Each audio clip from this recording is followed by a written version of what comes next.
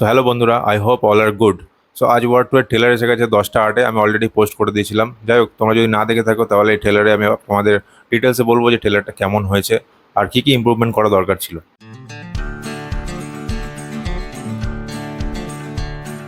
তো ভাই, প্রথমবার যখন আমি ওয়ার্ড টু এর ট্রেলারটা আজকে দেখলাম সকালবেলা, তো আমার ফার্স্ট টাইম অতটা ভালো লাগলো না। তো আমি কি করলাম, আবার দুবার তিনবার করে রিপিটেটিভ মোডে ট্রেলারটা দেখলাম। দেখার পরে আমি এটা বুঝতে পারলাম যে ভাই আমি ঠিকই ছিলাম।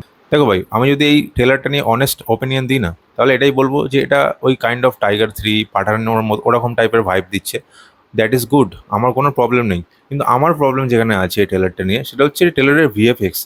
মানে কিছু কিছু ফ্রেমেতে এমন মনে হচ্ছে যে ভাই গ্রিন স্ক্রিন মানে ঠিকমতো মানে রিমুভও করা হয়নি, ক্রোমা ফিল্টার লাগানো হয়নি, এরকম ফিল হচ্ছে। তো জুনিয়র এনটিআর আর ঋতিক রোশনের মতো দুটো বড় বড় সুপারস্টারকে নিয়ে যদি আয়ার মুখার্জি ইউজ না করতে পারে, তাহলে আর কিছু বলার নেই। ঋত্বিক রোশনের লুক দেখো, যেখানে কত সুন্দর লাগছে, পারফেক্ট। মানে ওকে গ্রিক গড এমনি এমনি বলা হয় না। জুনিয়র এনটিআর হেয়ার কাটটা দেখে নাও, মনে হচ্ছে মানে অর্ধেক টাকা দিয়েছে সেলুনে, চুলটা পুরো কাটতে পারেনি। স্পাই ইউনিভার্সের ট্রেলারের একটা সব থেকে ভালো জিনিস, সেটা আমার আমার আমার লাগে পার্সোনালি, এটা হচ্ছে ওরা পুরো মুভিটাকে মানে 90% মুভি তো ভাই ট্রেলারের মধ্যে দেখিয়ে দেয়।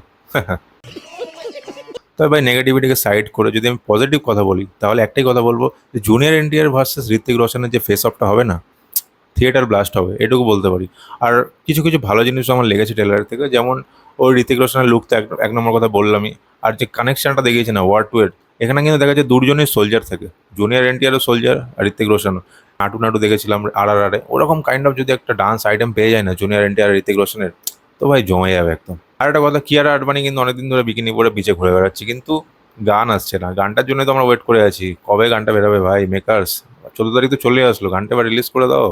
बात तो सही है। আর একটা কথা কিন্তু মাথায় রাখতে হবে যে ওয়ার টু কুলির সাথে কিন্তু ক্ল্যাশ করছে, ঠিক আছে? 14 আগস্টে দুজনেরই ক্ল্যাশ হচ্ছে। তো কুলি যেখানে হাইপ আস্তে আস্তে আস্তে আস্তে ভালো করে বিল্ড আপ করছে, অনেকটাই হাইপ ক্রিয়েট হয়ে গেছে হিন্দি বেল্টেও। সাউথে তো ভাই কুলি আছেই।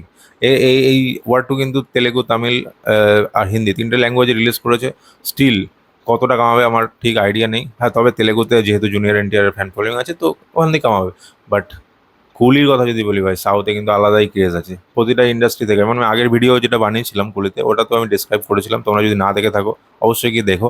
ওটাতে আমি অলরেডি মেনশন করেছিলাম যে কুলিতে কিন্তু প্রতিটা ইন্ডাস্ট্রি থেকে ভালো ভালো অ্যাক্টরগুলোকে নেওয়া হয়েছে। যেমন হিন্দি বেল্ট থেকে আমির খান, তেলেগু থেকে নাগার্জুনা, কানাডা ইন্ডাস্ট্রি থেকে উপেন্দ্র, মালায়ালাম ইন্ডাস্ট্রি থেকে সোবিন, তো আর আর তামিল থেকে তো রজনীক স্যার আছে, শ্রুতি হাসান আছে। তো এটা কিন্তু একটা টোটাল প্যাকেজ, একটা একটা স্টোরি বিল্ডিং করা হয়েছে, মানে প্রতিটা ক্যারেক্টার দিয়ে দিয়ে কিন্তু স্টোরিটাকে বিল্ড আপ করা হচ্ছে, হাইপটা জেনারেট করা হচ্ছে। যেখানে ওয়ার টু এর একটা ট্রেলারই এসছে ভাই, হাইপ আমার মনে হচ্ছে না সেরকম আছে। যদি আমি একটা মানে সিকোয়েন্স হিসেবে যদি আমি স্পাই ইউনিভার্সের সাথে কম্পেয়ার করি, তাহলে কিন্তু এটা একটা ভালো মুভি হতে চলেছে। বাট যদি আমি একটা একটা স্ট্যান্ড মুভি হিসেবে ধরি, তাহলে সেইভাবে কিন্তু এখনো হাইপ ক্রিয়েট হয়নি ওয়ার টু এর, ঠিক আছে, যতটা আমরা এক্সপেক্ট করেছিলাম। তো লেটস সি আগে কি হবে সেটা দেখা যাবে। আর সমস্ত আপডেট আমি আপনাদের দিতেই থাকবো। তো আপনাদের কি করতে হবে, চ্যানেলটাকে সাবস্ক্রাইব করতে হবে, বারবার বলছি, ভিডিওটাকে লাইক করতে হবে, সাপোর্ট করুন চ্যানেলটিকে। সব আপডেট আপনাদের সবার আগে দেবো, এটুকু আমি আপনাকে প্রমিস করছি। তো আজকের ভিডিওটা এখানে শেষ করলাম, আপনার সাথে আবার দেখা হচ্ছে নেক্সট ভিডিওতে। টেক কেয়ার দোস্ত।